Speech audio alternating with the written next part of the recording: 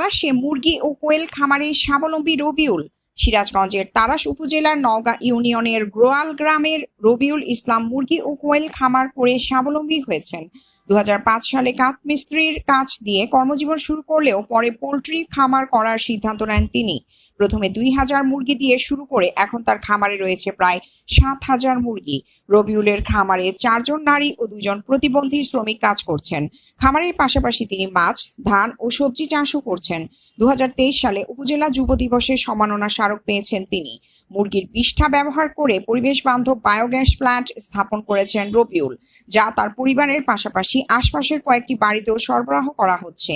তিনি ভবিষ্যতে পশুপালন, নকশিকাঁথা ও হস্তশিল্প প্রশিক্ষণ সেন্টার গড়ে তুলে বেকার যুবকদের কর্মসংস্থানে এগিয়ে যেতে চান। রবুল ভাই ভালো আছেন? আলহামদুলিল্লাহ, ইনশাআল্লাহ ভালো আছি। আচ্ছা রবুল ভাই, আমি জানতে চাচ্ছি আপনি এই যে মুরগির যে শেডটা করছেন, এই জায়গাটা কি আপনি নিজস্ব নাকি আপনার হলো লিজ করা? লিজ নেওয়া। আচ্ছা, লিজে আপনি ওই মালিককে আপনি মানে বাৎসরিক কত হাজার টাকা করে দেন? বাৎসরিক 20,000 টাকা দিই।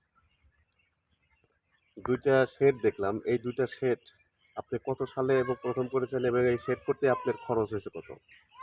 আমি এই শেডটা করছি 20 সালে। আমার এই শেডটা নির্মাণ করতে 12 লাখ 12.5 লাখ টাকা লাগছে।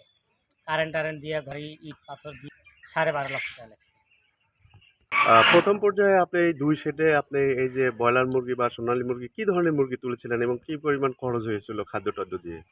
আমার একটা সোনালী শেড করতে 8.5 লাখ টাকা লাগে। আপনার ভাগ্য ফেভার করলে এবারে 10 লাখ 9.5 লাখ এরকম বিক্রি করা যায়। আপনার এই প্রথম শেডে আমরা একটু জানতে চাচ্ছি যে প্রথম শেডে যে খরচ বাদে আপনার লাভ্যাংশ কত হয়েছিল? আপনি যেহেতু বলছেন এই জমির মালিক, যে এখানকে যা দাঁড়িয়ে আছেন, দুইটা শেড করছেন, বাড়ি বসত বাড়ি করেছেন, এইগুলি খরচ বাদ দিয়ে প্রথম শেডে আপনি প্রথম 2020 সালে যে এই ব্রয়লার মুরগি তুলছিলেন, কত লাভ হয়েছিল? আমার সর্বপ্রথম সেটা লাভ হয়েছিল 1,40,000 টাকা। আচ্ছা, আপনি এদের খাদ্যদান কি মানে এই আপনি তো দেখতে পাচ্ছেন দুইটা, একটা হলো ব্রয়লার আর একটা কয়েল মুরগি, হ্যাঁ। তো এদের না বা এদের খাদ্যদান কি? এটা ব্রয়লারের খাদ্য দিচ্ছি, ব্রয়লার গোয়ার স্টার্টার।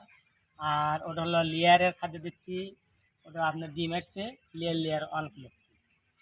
আচ্ছা, এই যে আপনার হলো 2020 এখন 2024 চলে, 4 বছর গেছে। এর ভিতর কোনো ওই প্রাকৃতিক রোগবালাই আপনার আসছে নাকি? এবং এই ধরনের মুরগি বা কোয়েল পাখির রোগবালাই হলে আপনি কি ধরনের ওষুধ খিলান?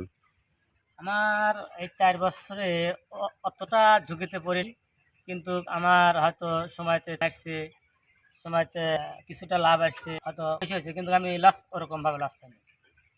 প্রথমত আপনার তো এই যে আপনি যে একটা উদ্যোগ নিলেন, এটা নিজের পরিচয় বা নাকি কোনো কিছু দেখে বা কারোর পরামর্শে ভাই? ভাই, আমি এটা উদ্যোগ নিয়েছি। আমি তো প্রাকৃতিক হলো আমি মিস্ত্রি কাজ করতাম। যখন ওই কাজ ব্যাপার যখন আমার বিতৃষ্ণা এসে গেল, আমার ভালো লাগে না, লেনদেন মানুষের টাকা পয়সা দেয় না, এই কারণে আমি দেখলাম যে আমি আর এই কাজ করবো না, আমি নিজের পায়ে দাঁড়াবো, নিজে একটা ব্যবসা করে ফেলবো। এই কারণে নিজের উদ্যোগটাই আমি একজনের ভাইয়ের দেখে আমি এই জিনিসটা আর কি দাঁড়াচ্ছি। আপনার এখন এই যে 2 শেডে যে দেখলাম, এই শেডে ব্রয়লার মুরগি, অন্য শেডে কোয়েল পাখি। টোটাল হলো আপনার হলো কতটি এই মুরগি আর হলো কোয়েল পাখি আছে? আপনার এখানে ব্রয়লার আছে হলো 2240 পিস, আর ওখানে কোয়েল পাখি আছে হলো আপনার 10,000 বাচ্চা আনছিলাম, এখন 5,000 টিকছে। আপনি এই যে ব্রয়লার মুরগিটা যে আনেন, এটা হলো কত দিনের বয়সে এবং কত টাকা পিস? আমি এটা হলো একদিনে জিরো বাচ্চা নিয়ে আসি, জিরো বাচ্চা নিয়ে এসে মনে করেন পালন করি হলো 33-35 দিনের মধ্যে আমি বিক্রি করি। কতদিন পরে এটা সেল দেন? 33 থেকে 35 দিন। আর ওই যে কোয়েল পাখি ওটা কিভাবে আনেন? কোয়েল পাখি ওটা আমি ডিমের জন্য তৈরি করছি, ওটা আমি 12 থেকে 13 মাস পর্যন্ত আমি পালন করব।